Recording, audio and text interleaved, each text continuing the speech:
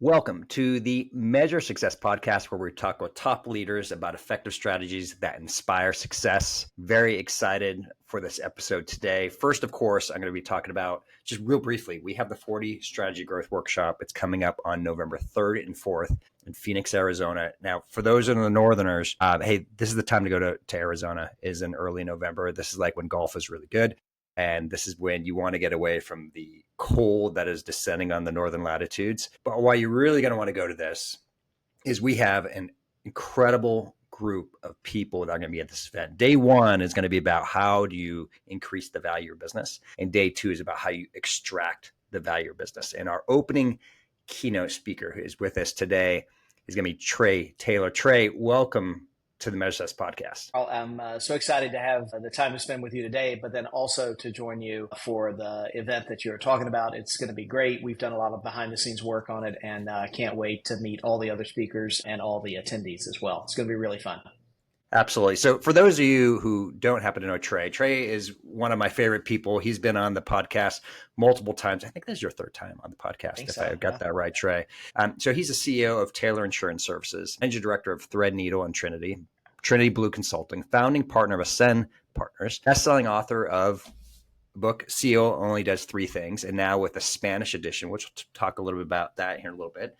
Frequent appearances on Inc., Entrepreneur, SHRM, keynote speaker at events like the Human Capital Institute and Ascend Conference as well. And you've been on at least 60 podcasts. It's probably a low number, honestly, since you published the book in 2020, and you just continue to bring on a regular basis. Trey, let's just kind of hit into the interesting thing. Why in the heck did your publishers say, hey, we need to now get your book in Spanish? Yeah, the publisher called, and I thought they were sort of pursuing the strategy of like, okay, you've sold all the English copies you can sell, so now let's translate it into Spanish, and then we'll take it to French, and then Swahili or whatever the strategy was. But it wasn't that at all. You know, the team came together and they said, look, we track where the book sells. You know, we track where the sort of web interest comes from and that sort of thing. And we are seeing a pronounced interest in the message of the book in largely Latino concentrated areas. And so with that in mind, we think that there's a very small investment, to make to turn the book into something that would be usable for them. And so I was good with it, but I said, but convince me a little more, because it is what it is. And, that's what it is. They said, no, you're missing the sort of mega trend here. The mega trend is like, Latinos in the US are about 19% of the population. So 1 in 5 of us. But they found businesses, like 36% of all new businesses are owned by Latino heritage families. So 1 in 3. And more than lots of other communities, it's all about like, do they have the same level of education and training and sort of cultural education on how to run a business? And they're finding something in this book that is giving them something that they don't have. So why don't we make it easier for them to access the message in the book by putting it into their native language? And I thought, yeah, that does seem right. Like that does seem a way to serve sort of an interested community and that sort of thing. And so it has been really an interesting thing. Carl, you've written a book, when you write it, you have to pound out all the words and then you hand it to somebody who doesn't like you, called an editor, and they punch it up and make you feel bad about yourself and all of that sort of thing. And then finally, you're so disgusted with the book that you don't want to look at it again. And then they publish it. Well, when you've already done that and you hand it over to a translator and they make it sound great, and then they hire voice talent and record the audible and all of that, it's a much more pleasant experience for the author. So we've done that. The book has been out about 6 weeks in Spanish, and sales are there, and we're beginning to hear from people and beginning to get reviews in Spanish of people saying, hey, this book is serving me in a way. So that's the sort of origin story of the book. First of all, it's really exciting. I mean, just of all, I think it's something, right, to have success, which you have had with this book, because it has great content.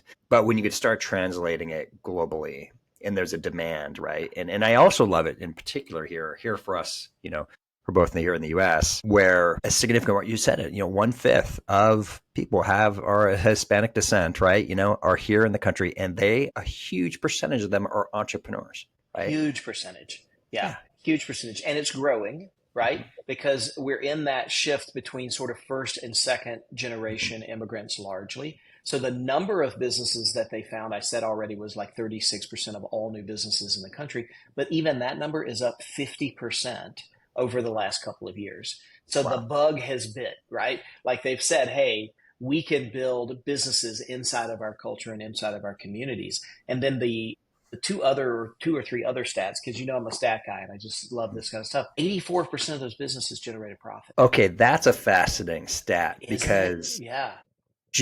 curiosity, sorry, because I don't know. Yeah. What's of US based businesses that are profitable comparatively? 48%. So they're doubling the number of profitability exactly. And what is that number? Okay, so there's always the joke like, well, I grew sales by 100% last year. What did you do? I sold an additional customer, one to two, right? It's not like that at all. The economic impact of Latino-owned businesses, almost $1 trillion in annual turnover. Yeah, 84%. Not of that number in profit, but 84% of them turning a profit. And then I love this thing. If I pulled that out and made its own standalone economy on Earth, how big would it be? It would be the 8th largest economy on Earth, and it would eclipse all but 5 U.S. states. Wow, great data. I'm curious, it's interesting. You had some rationale there and some of the why. And I'm just, this is an uneducated statement, actually, ironically, I'm going to make here, but I'm just going to make an assumption here just for a moment, right? You and I both are involved in venture capital and private equity, Yep. right? And there's this game. It's a game, right? There's this game of I'm trying to dominate and win market share, and I'm willing to sacrifice profits, right? That's one whole game. That's a couple big games we just talked. That's a significant amount of businesses. That's one. Then there's this other game. It's kind of a silly game of I don't want to ever pay taxes ever, right? And by the way, we do tax strategy, so we're trying to mitigate taxes all the time. Sure. But at the core, you still need to have cash flow. Sometimes people miss that fact, right? That can be important, yes. Yeah, more make things, especially when there's any downturns and you're trying to get 12, 15%, capital, it can be expensive. But when you don't have backdrop and when you don't know if you can get bank financing, you do operate your business differently. When I was starting this business, I got consulted. Where's the gentleman? Okay, I'm going to kill this, of course. I'll find it here in a moment. Oh, here he is, Jerry Vieira.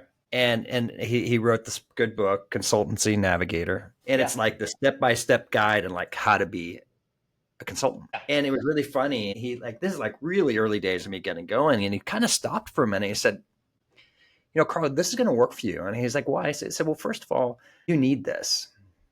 Like, meaning I'm not just doing this as a hobby. Right. Yeah. Okay. I'm still caring about it. And he said, 2, you've got actual real experience. You've done things. Right? And then 3, you just got natural drive, And so it's like those combination of things, you're going to be successful. And it was a really fascinating observation. Well, let's put into the Hispanic population. I got a lot of connection within that over the years of growing up with. Those things apply, right? Yeah. You have people who have, let's say it's in a field of construction as an example, right? They may have come and grown into construction race. They're now taking over that business. Yep. Right? Because others are not deciding to come in and own that business. Next thing you know, they're running and they are the GCs. They're growing into these areas, right, of what they can do. What a huge, incredible change. So I'm curious for you, Trey, when you think of these 3 things. Once again, a CEO only does 3 things. For those who don't know it: setting the vision, building the team, allocating capital. Three big things. Yep. Culture, people, numbers is what we call those. Yeah, exactly. So of those 3, let's talk about this demographic again, where the book's heading towards. Where is the biggest gap in that community? Are you aware of it yet? Yes and no. I haven't had a ton of conversation with the people that have read the book to give me their explanation of that. But I have been through this process with so many businesses over the last 10 years that there is no one that's more important than any other. Right? And, sometimes when I go in and do a consulting engagement, people say, well, we want to start with this one. And I don't care where we start, because by nature of how businesses function, we're going to touch all 3 and we're going to find gaps in all 3. So I haven't really had that level of conversation with Hispanic or Latino CEOs sort of doing this kind of thing. But I think that they are no different in accepting the challenges that we all accept as entrepreneurs and having to deal with all 3 of those things, because it's really about keeping those things in balance with each other. Setting the vision, building the culture, that kind of work, it feels very ephemeral. It feels very sort of airy and loosey-goosey and that sort of thing. But you and I know that really has to be the soil in which we plant the people who produce the numbers, if I take an agricultural theme to it in that way. And I don't know that there's any business on earth or culture of people or anything that you're going to pull those things out and still be successful. I assume if I went to communist China, and looked at how those things, there is still a work ethos and a culture in the factory that produces iPhones. And it is still staffed by people who may or may not be treated like we want them to be treated. And they still produce numbers, be it number of units or something of that nature. I think they're so universal you can't pull them out. And I don't think one group is going to struggle with one of them more than the rest of them. It's interesting you brought the example of China, and I don't want to make it like I've been to China a ton of times. I've just been a handful, but I was going over there over a decade-ish, kind of period of time. It was so fascinating, the transformation in that decade alone, going from being from what I'd call this gratitude that we, meaning as American entrepreneurs, are coming over there to help use them as a supply chain, right? There was like this gratitude to this, we're now going to take you out as a business. Like it transformed so quickly. And I felt in many ways, even though, it's been, of course, historically a communist country, I felt they were some of the most incredible capitalists I'd ever met, right? If you think about it, 1.6 billion-ish individual kids with no siblings. Right. That by alone is like they are rugged individualism. You add to it, they bring them into the business culture. They want it. The challenge, of course, is what it is. What we see politically, right, is the rules are again thrown out the window again, and it just comes down to who's in charge, right, is making decisions, and so it creates those challenges. But coming back to once again, I agree with you. There are certain principles. It doesn't matter if you want it to be a going concern, right, long term, where you're going to continuously add value. I'm kind of curious, on the people side, I'm gonna hit on two things here because they're obviously the trend and they've been the hot topic for too long. But let's talk about two key things: people and AI. This has been evolving and will continue to evolve faster than we can keep up with. Keeping those two things in check, how does a leader now navigate and evolve with this AI that's growing faster than our capacity as human beings to capture it? I don't want to give you too pat an answer, but let me answer you in a couple of different perspectives. Number one, the minute I could pay for AI in some consumer usable format and put it into my team, we did that. Not only that, we set aside an entire hour every single week for the team to come through, train each other, and showcase the things that they were using GPT at that point to do, right? So we went through all the silliness of if I was a movie character, who would I be, and that kind of stuff. But we also went through, hey, help me make a presentation that conveys these 5 points. I really want to sound like a smart professor. How would I do that? And then had people, using that to amplify the message and presentations that they were doing and that sort of thing. And now we do very little training on it. And the quality of the output has gone up substantially. Now, today, I guess yesterday, GPT announced a GPT agent that became available on our platform today. So I'm doing the research and that sort of thing, and we'll start turning that on back into the training as well. So AI will amplify, the output, the quality, and maybe even the quantity of some output. And we also are investing highly, as you are and most other businesses are, in how do we use AI to automate things that really the value that we as humans create is in the agenda formation, but not in the fulfillment. And so, in my insurance business, for example, we have a labor intensive quoting and proposal process. There's not really any value created by somebody doing it, but somebody has to do it. And so if I can get an AI agent to do it, which we are investing and working on, then hopefully, if it will not hallucinate as much as it is prone to, then we can actually put out higher quality, more informative, quicker proposals for the purchase of health insurance. And that is interesting to us because we have one person who's probably overtasked with that. And instead of me hiring an additional person or firing this person and going outsource or something of that nature, I can make that person better at her job and then maybe even, task her and compensate her for doing other types of work as well. So that's my first thought about it. Peter Thiel says, AI is not coming for your job, but the guy who is learning AI is. And I think that is definitely what I'm seeing play out every single day. We talk about AI usage in interviews now that we never would have, 3 months ago, much less a year and a half ago. So that's very interesting. And then driving it back to what these Latino businesses are largely focused on, these are the shovels in the ground type business. So as much as I love GPT or Grok or Anthropic or what have you, at no point can I say climb up on the roof and replace a shingle and have it do anything but hallucinate that it had done so or tell me a poem about it or something of that nature. And these guys are starting and owning businesses that are doing the physical things and, charging a premium for it because that's how you get to profit and all of that sort of thing. So that's super interesting to me. Do they have use of AI? I'm absolutely certain that they do. And I know several of these guys who are using AI in the accounting and finance side of the business, in the lead gen side of the business in an amazing way. I saw a demo yesterday of somebody who, English is not his first language. And he was writing customized individual emails to business owners in his area to get him to come give him a quote for the work that he does. And he was using AI not only to draft the email, but also to figure out who would be the proper customer and what the proper pricing would be based on what he thinks their public revenue would be. So the pricing was differential for each one as well. That's very smart and obviously impressive. So I think AI can go vertical and horizontal. I had this aha moment the other day, and Sarah, my dear, if you happen to be listening to this podcast, please don't take any offense to this. But I think she would say, she's not a tech savvy person. She's a nurse by trade, but she's, thank God she's been at home, raising our kids and our family, throughout the years, which has helped to make them great human beings, contribute to society. But the technology side has not been her forte. But the other day, our pump went out in our water, which is not a good thing if that's how you're getting water, right? And to supply the things. And so we got we got one quote, and we wanted to go with it because we kind of knew them. And we're like, we should probably just get another quote just in case. And sure enough, that quote came out significantly differently, like lower.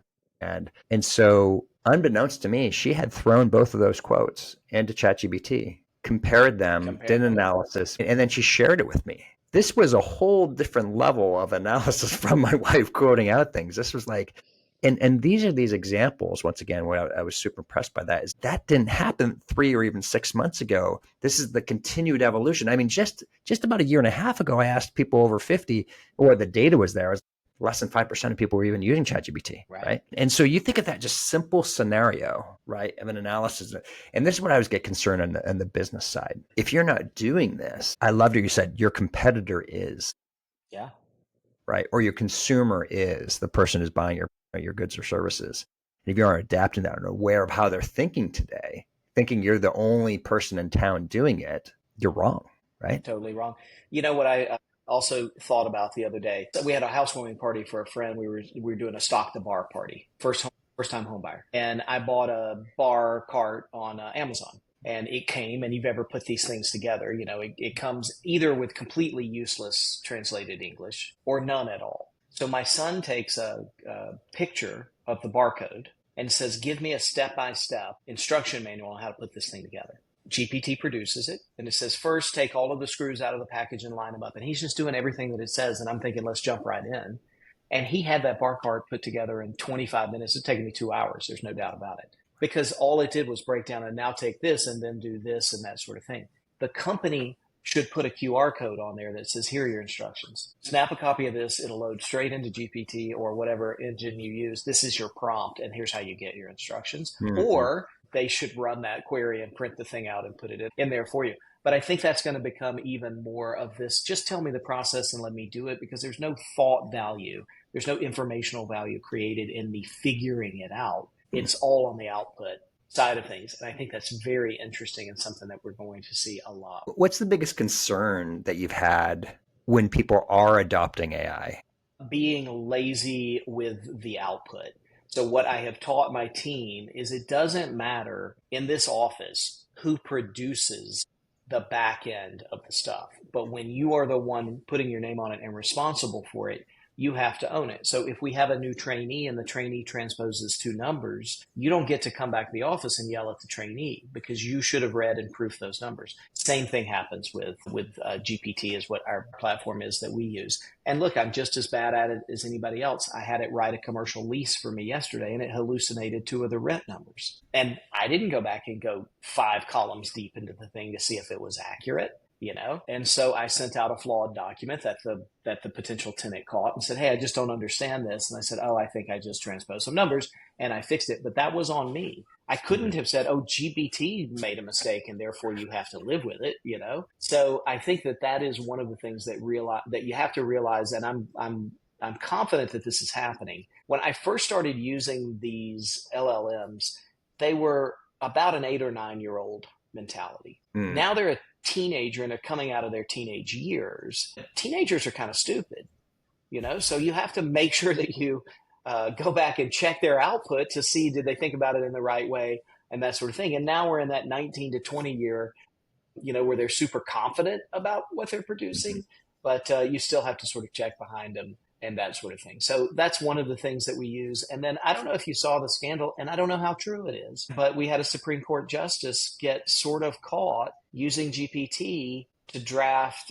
a dissenting opinion in a landmark Supreme Court case. And from what I understand, she is caught red-handed at it. And then we had some confirmation, sort of, unnamed sources saying, yeah, this is what she's doing. And is it okay or not? I don't know, but just don't get caught doing it. I have a guy that works for a company that provides services for us, and he sent me one day an email, and the email was obviously clipped, and the first sentence said, "Let's see how Trey feels about this one." And then it gave me the thing, and then it put the model number. It was ChatGPT 4-0 at the end of it, and he was like caught red-handed, And so I emailed him back and said, well, Trey feels okay about this. If you want me to talk to GPT, I will later about it. But, just funny carelessness is one of the biggest challenges on that. Yeah. I'm not bothered that it hallucinates. It's just going to do that. Yeah. So if that's the case, the solution to that is not cross your fingers and hope it works. The solution is own the work as if it was your own. And if you won't do that, then go do the work as if it was your own so that it comes out. Yeah, I think that's really well said. In terms of, it's once again, clearly, the most amazing tool that I've experienced, right? That is accessible and so affordable, right? It's just remarkable. But as you said, you still have to have discernment.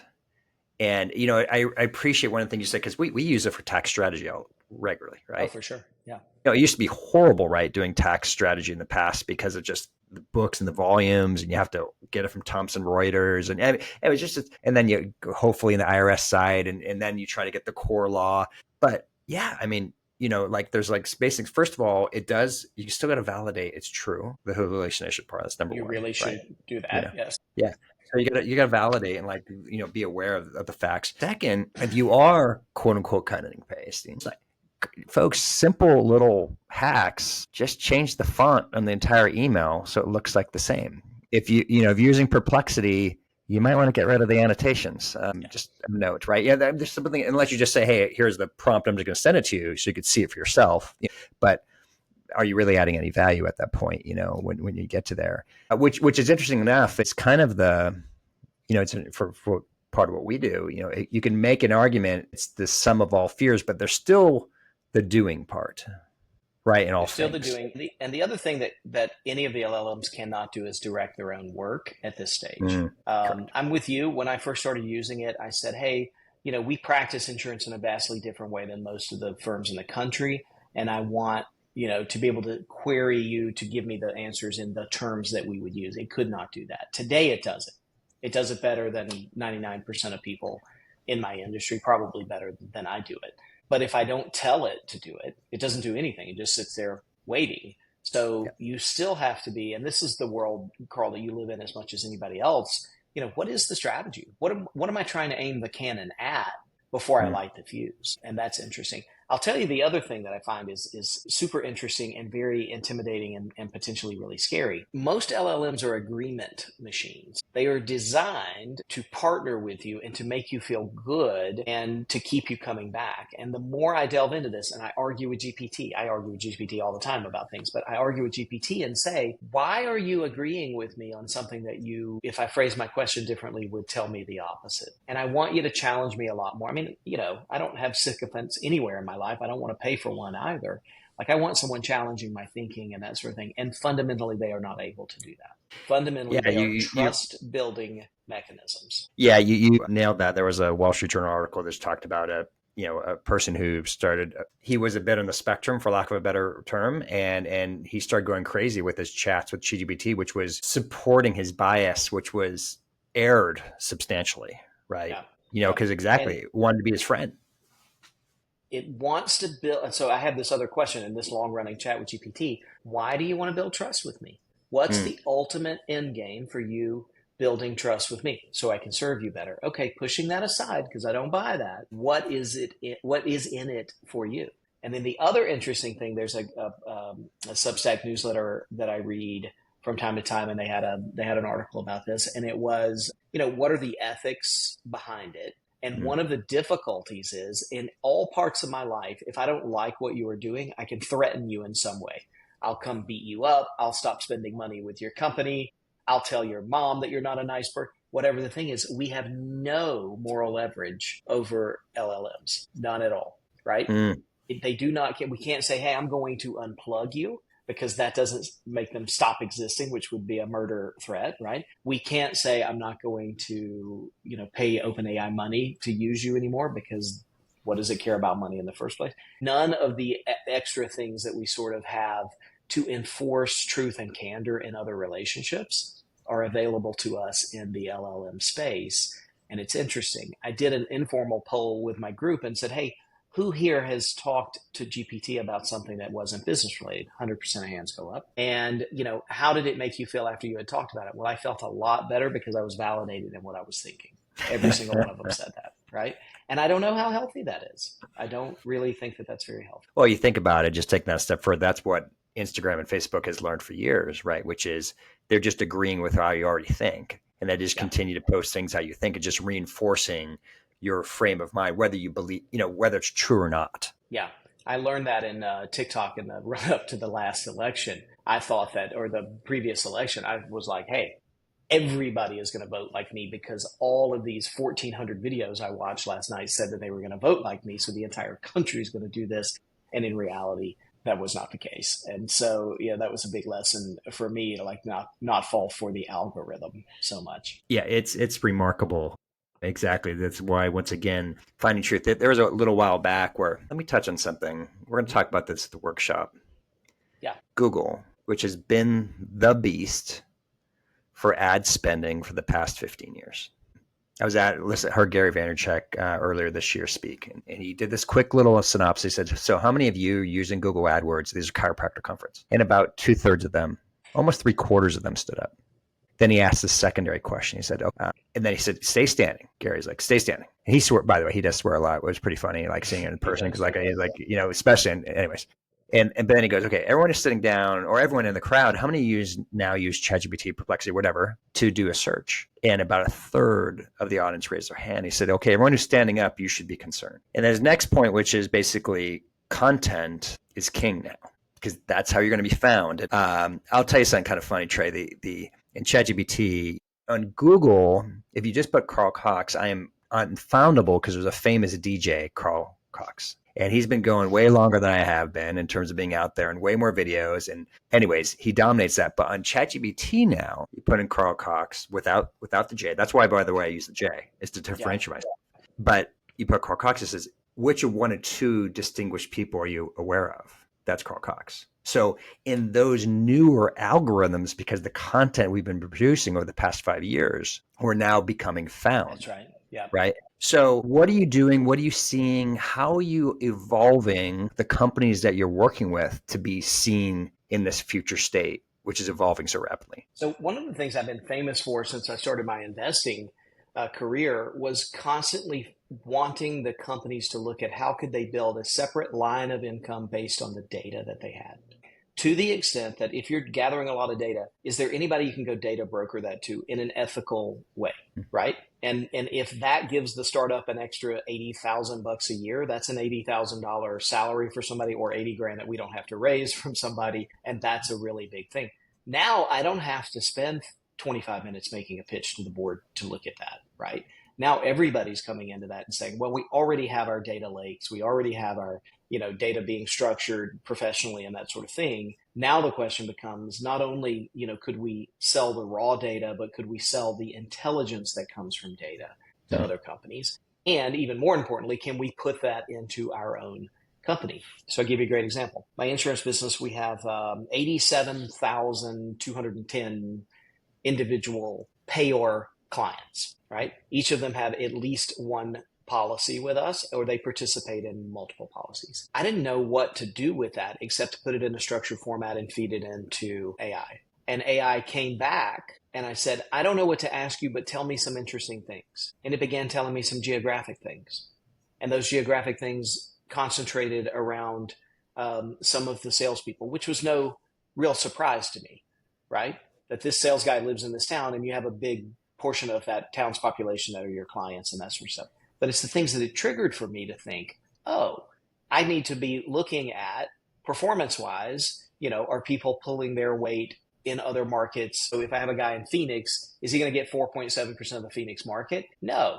But is he going to have the same penetration rate that the other guys have? So I began to get those kinds of things. And then AI said to me, it doesn't make sense to me that this block of people own these 3 policies, but this block only owned 2. Why don't you go sell those people the 3rd policy? So we went back to the insurance company and said, hey, we'd like simplified underwriting for your existing clients. There's 110 opportunities here in this very small market. And we would like to be able to basically email them and say, click here if you'd like to add this policy, and you don't have to go through additional underwriting. And we sold 90 of the 110 or 111 policies in 3 days. And, that was an additional, I should know the number off the top of my head. It was an additional $1,500 a policy in premium. And then, it was 30 grand revenue is what I'm saying, for a question that I could have put a team of analysts on that to figure all of that out.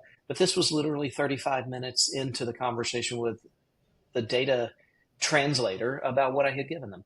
And I think that as business owners, we should be doing that a lot more than we are. That's a great example of AI, and it takes in the most basic, one of the best principles I learned when I was 14 years old working at McDonald's is, do you want fries with that?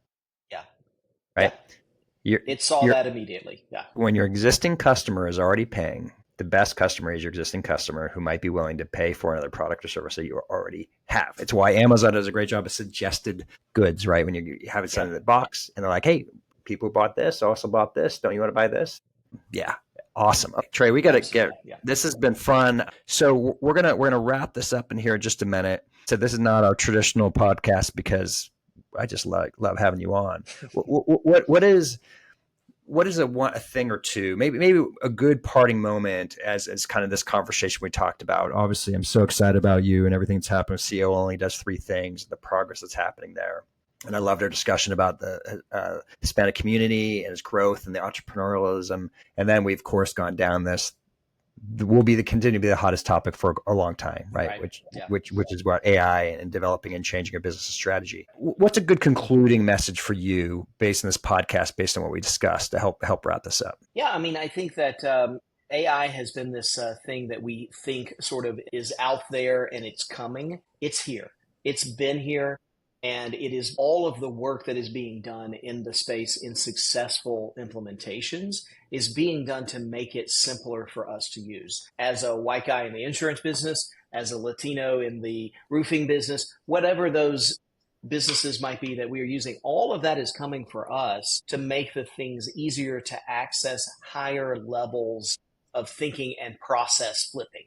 right? How many of those can I run? I can only run so many thoughts through my head in a day and make them fruitful. But if I have somebody to offload that to, I can turn that into a lot more, which is what we really want as high functioning achievers in business and in life. And so I think that's a solid message that, I keep hearing from people like, well, I got to get ready for AI for when. No, it's already here. And we know that now more than we knew it even 3 months ago. And I think the accelerator just got tapped with the introduction of GPT's agent. I've been playing with some of the other agents as well. And that literally is a thing where you can say, here is a whole question. You go figure out how to get it done and bring it back to me as a completed project. That's going to be very exciting for those of us that can figure out how to use that. Trey, as always, absolute pleasure to have you on the Measure Success podcast today. Same, Carl. Thanks for having me. I always enjoy our talks. And as everyone's listening, once again, I encourage you, Trey, we're going to have some separate promos that we're doing specifically around Trey. But he's coming once again. He's going to be our first keynote speaker here at the Growth Strategy Conference in Phoenix, November 2nd, 3rd, and 4th. And look forward to having him be there. He's going to kill it. And we have a bunch of other experts we're going to start releasing every week as to who's coming to this conference. Thank you. First of all, this is once again, it's so fun to have the long-term vision of what we've had to do, which is to create a difference, to educate, develop a great community of experts. And what I'm excited about this event in particular is to bring it all together, right? It's to really teach it on a personalized level. Like, how does this apply to me today? I mean, I think you know this, Trey, based on our working together. I love strategy, but only if it gets done. Right. What's the use if it's sitting on the shelf, right? Yeah. That's right. That's right. And so that's what this conference is going to be about. Is it's not just concepts. It's like, how do you apply these concepts in your business today? And then knowing and talking directly with people like Trey, you're going to have the opportunity in the event. This isn't just listen to Trey speak. You're going to have individual opportunities to talk one-on-one with Trey, which is going to be a huge amount of values. Anyways, once again, thank you so much, Trey. And thank you for being on the show. To everyone else who's listening, thank you so much for helping us become the 4th best strategic planning podcast out there. We couldn't do without your support, without having great guests. And as I always like to say, wishing you the very best at measuring your success. Have a great day.